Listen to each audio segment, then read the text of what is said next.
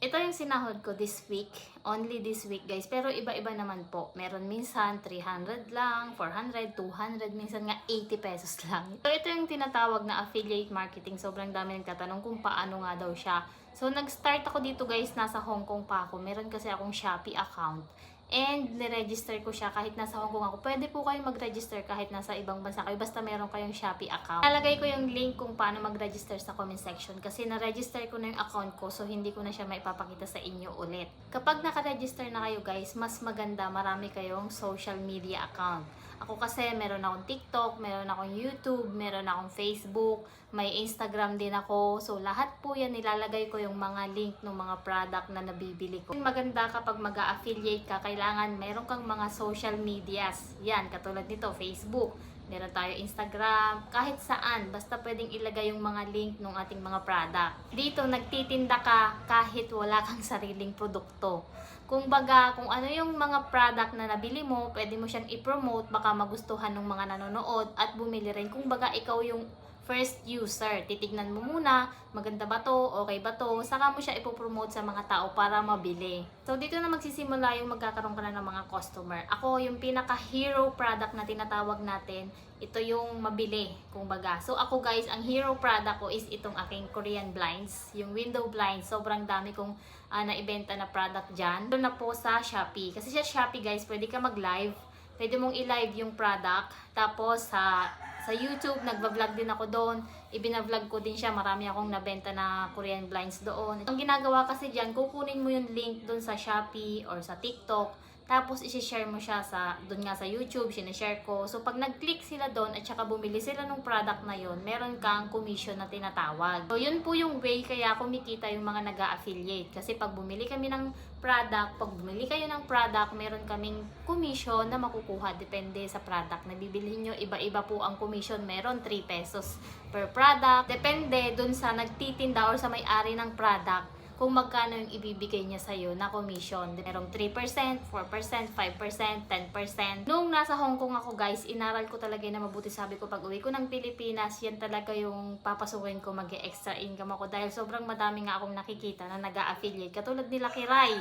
Kilala nyo naman si Kiray, affiliate siya. Pero may sarili siyang product. Ayun ang maganda. Naggawa siya ng sarili niyang product. Yun yung tinitinda niya. Affiliate din po tinatawag sa TikTok. So, aaralin mo kasi siyang mabuti. Marami pong tutorial sa YouTube. Diyan lang ako nanood. Ako dyan ang nanood kung paano kumita sa pagiging affiliate marketing. Sobrang malaking tulong siya guys. Lalo na kapag ganito na mga nasa bahay lang tayo ng mga mami. Matututukan natin siya.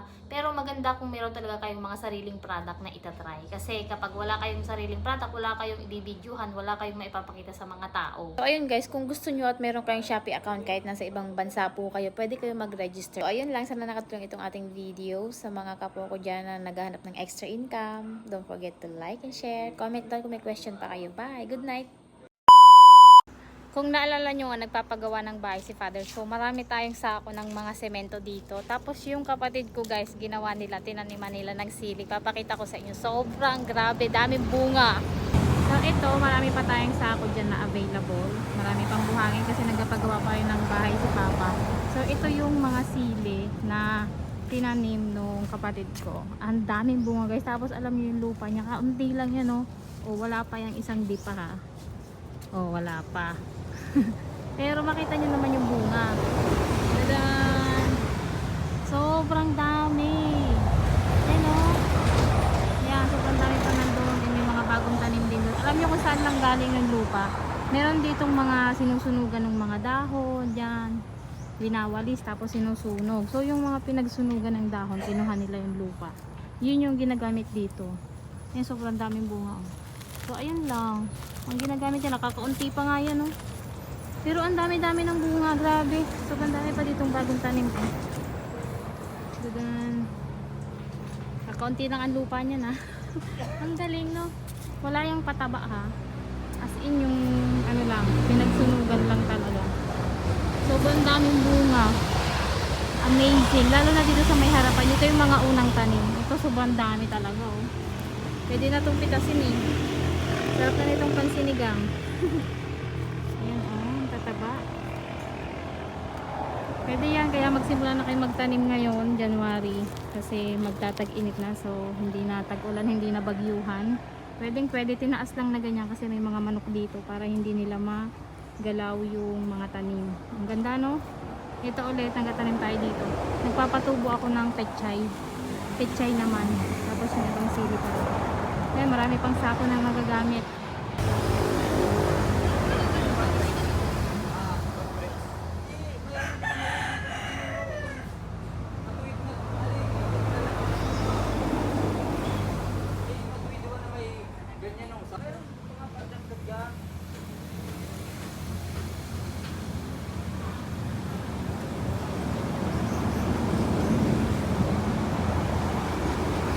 Ito guys, ginawa ko to kahapon. Pinatubo ko dito yung ibang mga pechay sa batya na luma. Tapos meron pa ako dun sa taas.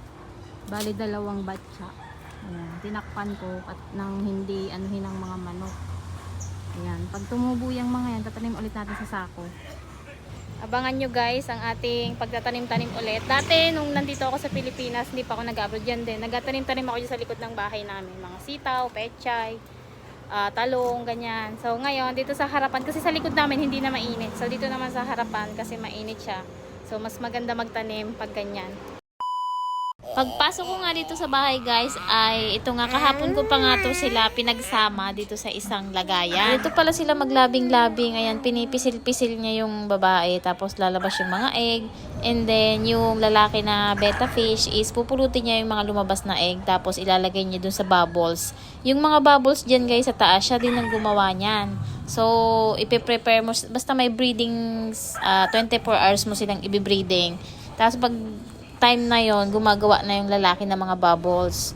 Tapos saka mo sila pagsasamahin, yun, palalabasin niya na yung mga egg nung lalaki. Pipisilin niyang ganyan guys. Tapos maya maya, lalabas yung mga egg niyan. Lalabas na yung egg dyan pagkatapos. Tingnan, uy, dami.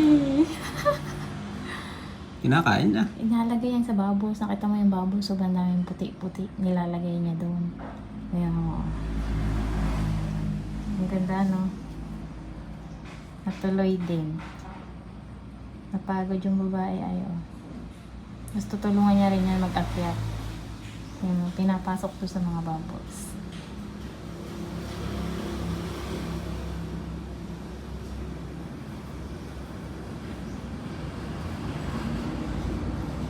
Lalagay niya. Lalagay doon sa bubbles. Dami na, oh. Nandito lahat sa bubbles.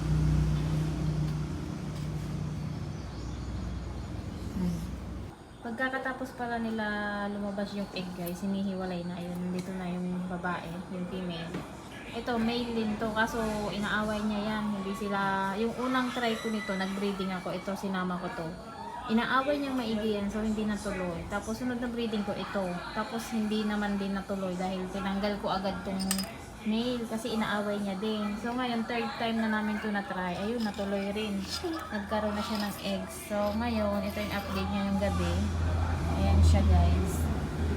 Inipon niya na lahat ng egg dito sa may tabi. Ayan. So bali 1 week daw ay mag-hatch na yan. So abangan nyo guys. Marami na kaming fish. Sobrang dami niyan as in. Sobrang daming lumabas na eggs. Ayan. Tapos sige nga. Try mo nga. Ayan. Pang third time na namin to guys. Na-try. Buti na lang. Wala no. Ayan o. Natatakot siya nung ito hindi siya compatible, inaaway niya. So yun, pagkatapos nilang lumabas yung eggs, kailangan mo itong alisin kasi inaaway na rin siya nitong male. Ganun pala yun. So hindi sila pwede magsama, pero ito okay lang magstay diyan kasi matagal pa bago mag-hatch yung mga eggs. Kailangan niya bantayan na hindi tirahan ng kitikiti. Bawal mo kasing galawin yung water.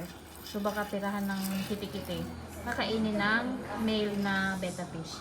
Kasi yung kitikiti daw, kinakain din yung mga maliliit na, yung baby na betta fish pag nag-hatch na siya.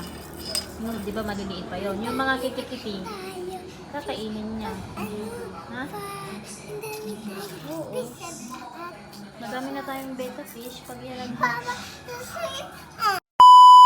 Sobrang busy lagi guys maghapon. So ayan, hindi na nga tayo nakapag-vlog ulit ng ating buhay ganap sa buong araw. At ito, dinner na namin dito guys. And meron tayong kaunting hipon dyan. Allergy tayo, so isang piraso lang yung kinakain ko. Tikim-tikim lang. Nasakit kasi yung tiyan ko kapag nasobrahan ako niyan. So ito yung ulam natin, yung lumpia. So ayun, hanggang dito na lang muna yung ating vlog. Thank you for watching guys. And don't forget to like and share. Bye! Good night. God bless! Meron na naman ako guys nakita sa online shop. Oh. Ito nga at tansyado mo na yung lalabas, hindi na mabububo doon sa niluluto mo. 3 piraso nga yung in-order ko, ay glass na rin po yan guys. Babasagin na rin at hindi nasingaw. Ang cute nila no, ang aesthetic din ng mga kulay. Tapos kung ang hugasan ay tinulungan na ako ni Ella maglagay nitong ating mga spices. Hindi mo na nga kailangang i-open yan dahil ipipress-press mo lang dito ay lalabas na yan. Kaya ayun, nainggit ako, nag-order na naman ako. Pero okay lang, 77 pesos lang to guys, 3 piraso na. Tignan nyo, oh, hindi ako nabudol ngayon.